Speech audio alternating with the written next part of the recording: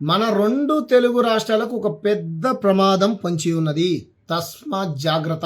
గుజరాత్ ఫ్యాక్టరీలో తయారు చేయబడ్డటువంటి ఒక పందుల గుంపు మన రెండు తెలుగు రాష్ట్రాల మీద పడి, మన తెలంగాణ నడిబడినటువంటి హైదరాబాద్లో పడి Facebook, Instagram, X, Y, Z ఇలా సోషల్ మీడియా మాధ్యమాలలో విచ్చలు విడిగా తిరుగుతా ఉన్నాయంట. అదేంటి భయ్యా, మేము ఊరబందిని చూసాము, అడవి బందిని చూసినాం, శివబందిని చూసినాం. ఈ గుజరాత్ ఫ్యాక్టరీలో తయారైనటువంటి పందుల్ని ఏ విధంగా గుర్తుపట్టాలి అని మీరు నన్ను అడిగితే, అడవిలో తిరిగేటువంటి పందితోని సమాజానికి ఏం ప్రమాదం లేదు. అడవిలో ఉన్నటువంటి పంది ఏం చేస్తుంది?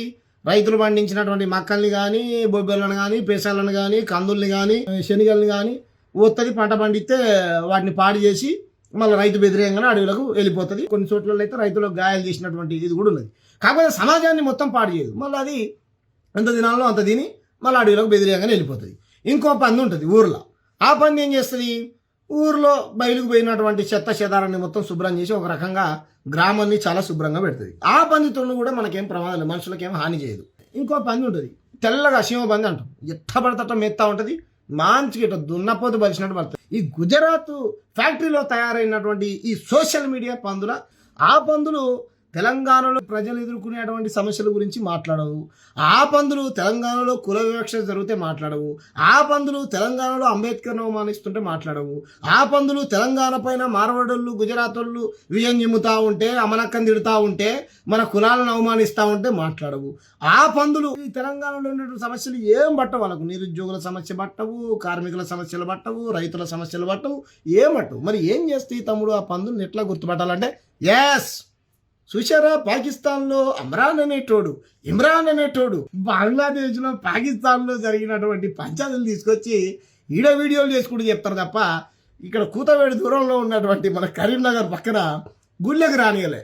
200 మంది మన మాదిగా అన్నల్ని అక్కల్ని గుళ్ళకి రావద్దని లా అని ఒక ఇటువంటి బూతులు తిట్టి రానియకపోతే, 15 కిలోమీటర్ల దూరంలో ఉన్నటువంటి మన బండి సంజయ్ హిందూ టైగర్ అనబోలేదు.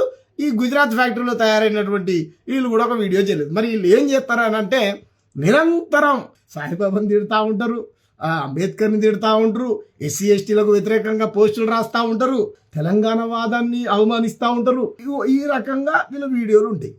పొరపాటున సరే కేంద్ర మంత్రి కొడుకులు ఎవరన్నా మైనర్ బాలికని హత్య చేశారనుకో, వాళ్ళని మాత్రం గౌరవప్రదంగా పిలుస్తారు. వాళ్ళని కేంద్ర మంత్రి కొడుకు శ్యామ్ గారు చేసింది తప్పే ఉంది. ఇదే కేంద్ర మంత్రి కొడుకు ప్లేస్లో ముస్లిం పేరు ఉందనుకో, ఫలాన్ సలీం గాడు అని అంటారు.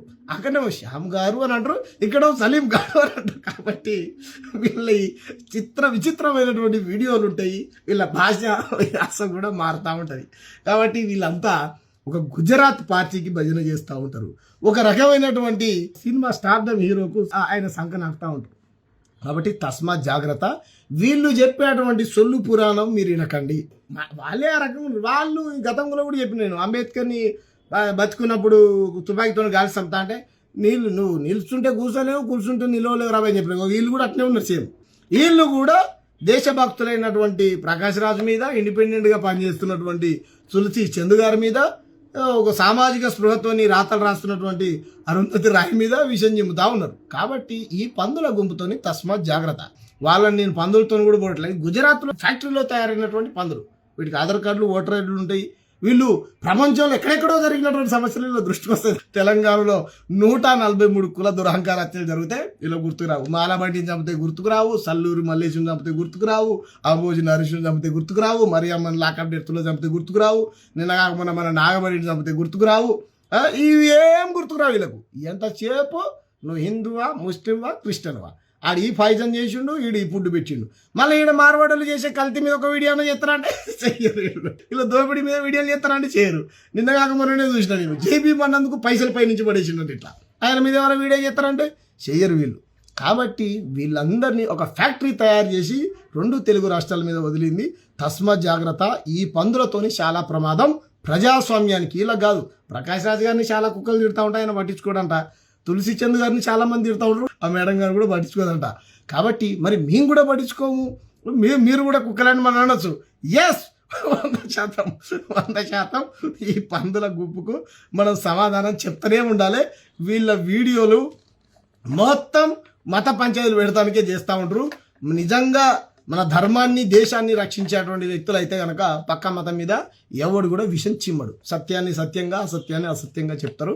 వీళ్ళు దొంగలు. ఓ పార్టీకి భజన చేసేవాళ్ళు ఓ పార్టీ కండవ కప్పుకోరు, కానీ ఆ పార్టీ తెర వెనకాల ఉండి ఇంకో పార్టీని భజన చేస్తూ ఉంటారు. కాబట్టి వీళ్ళతో చాలా ప్రమాదం. తస్మత్ జాగ్రత్త.